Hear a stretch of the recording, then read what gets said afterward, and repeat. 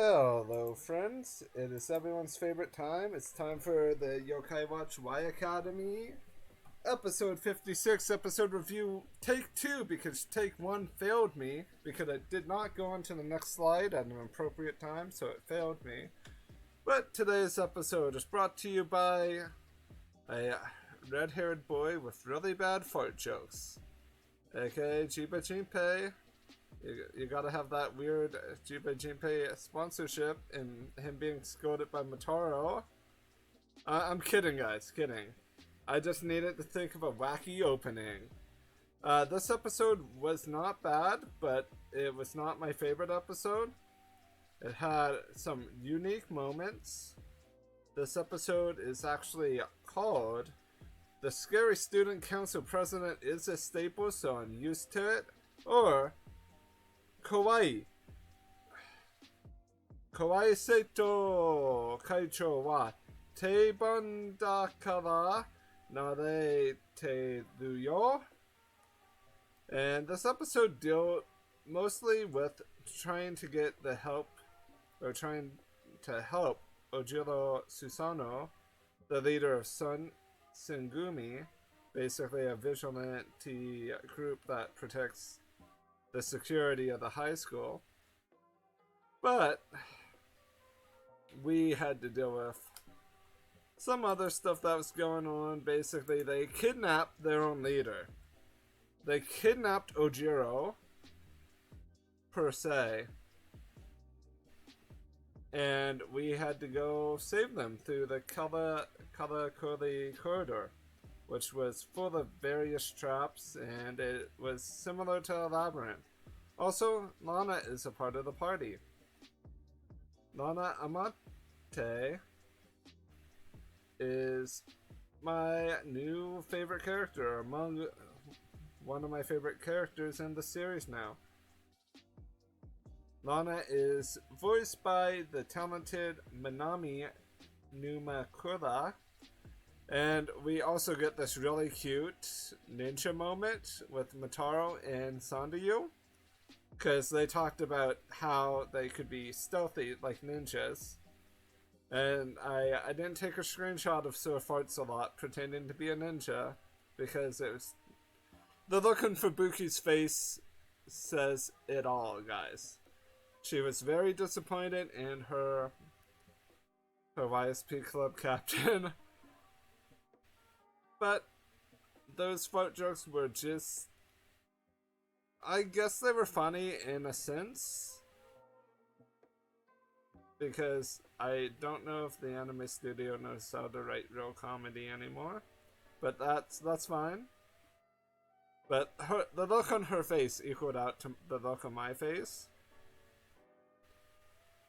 But character design wise, this second season is working well. Characters are actually emoting properly. Also, did I mention he now has a crush on horror? So Natsuki, he no longer loves you, but you'll always have QB Senpai. Dun, dun, dun. And Lana basically leads them into the school, into that Karakuri corridor, and it's basically full of different traps and different enemies in general. Like, there's different ninjas, Nozuchika and Fubuki and Millerlido and QB were actually locked out of it, so realistically it was just Ronto, Motaro, Sandayu, and Jinpei, Red Lime, stuck to go through the corridor. Lana basically just says, hey, we could probably just go have tea and some snacks while we wait for them. Fubuki seconds this idea, and they decide to go and do that. So, with the important characters off doing something different, I'm kidding. It's just this batch of, and Chiaki is with them. Which it kind of feels weird. I feel like Chiaki is just here because they needed a fourth person to be behind Junpei.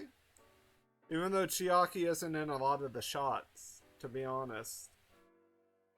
It's been mostly Motaro and Sandayu taking the comedic downfalls of Junpei during this episode. But Chiaki does get squidded, octopused.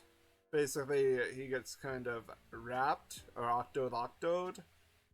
Yeah, I did just make a Pokemon move reference. But this corridor is basically very much full of, like, trap doors, trap ceiling tiles. You even have a situation where poor little Sandayu has poop on his head. And I actually kept this as a screenshot because it reminds me of Digimon. Not the current airing Digimon Adventures, but it reminds me of the original Digimon when they came back to the real world and Koromon pooped in the one guy's car. Like, the look on his face reminds me of the look on Koromon's face. I think that is why I kept it. Also, it's basically the default color of poop in anime, for the most part.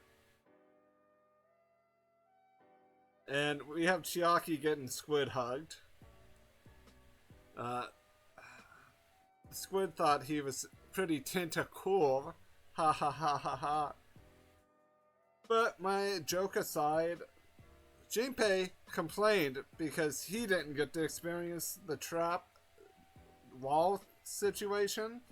He tried to run into walls, tried to hit the walls, and kind of bounced all over the place until he ended up hitting a ceiling tile that allowed him to do the same thing. I don't know why he felt like he needed to be a part of that. Same situation for Ronto. Ronto just kind of had it happen to him. He had drawings on his face, he had different masks on, different face paint.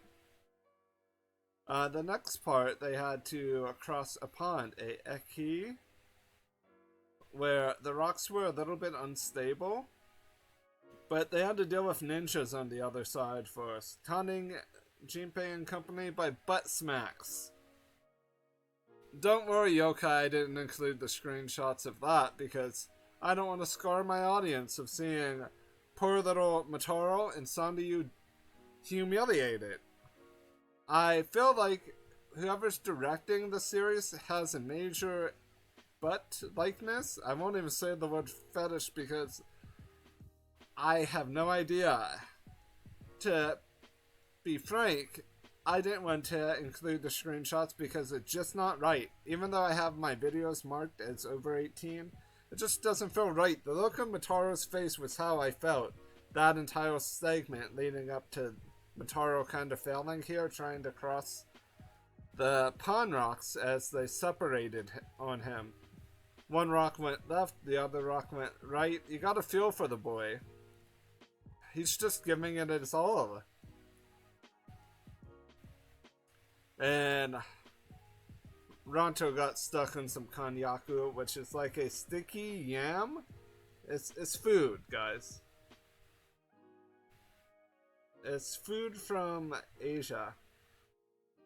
It's like, I want to say it's more related to like a yam or a potato. But it's also been called snake's palm, elephant yam, voodoo lily, konyaku potato, devil's tongue. But it's just a squishy food. And we got our obligatory... we have our obligatory segment here of having a fire area.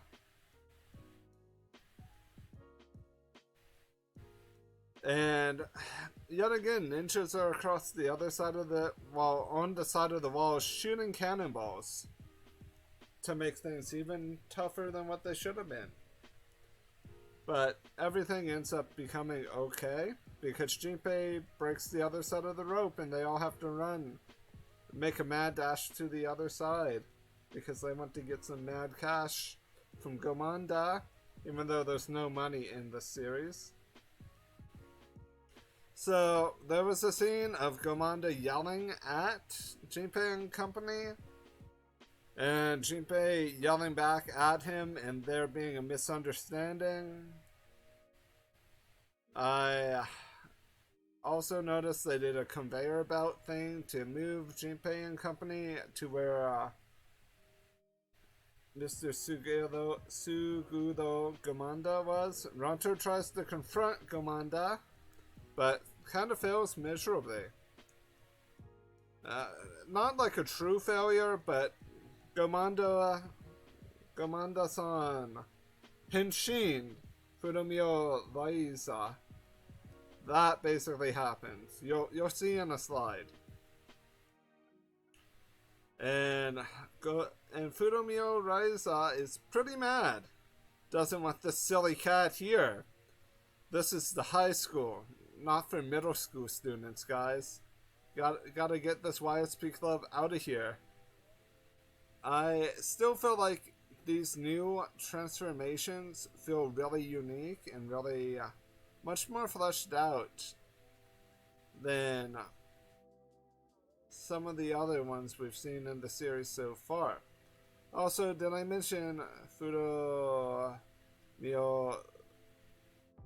sword as well? Layumekin? Yeah, it's back. So, guys, I know we have a straight up Shadowside reference here. We have Furumio, we have Susano, and we have Lana. I mean Amaterasu, or Amaterae.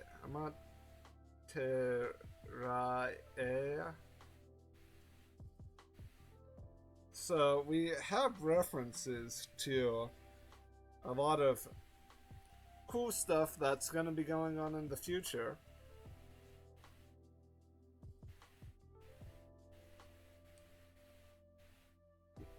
Which, I love the fact that Earthwalker Noah kind of gets owned.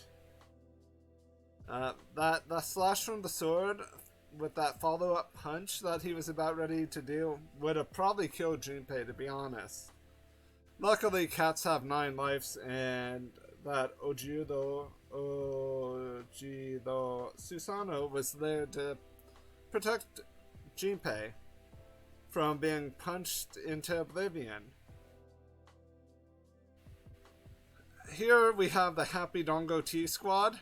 Basically the people that just relaxed and went sightseeing and had dongos and tea and were happy and not involved in any sort of silly gags. I bet they felt relieved. Until they saw Junpei, and Junpei needed to be healed.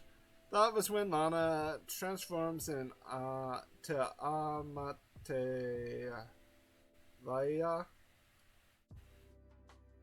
And that's when she uses her Majin Watch to basically heal Junpei using a Binky.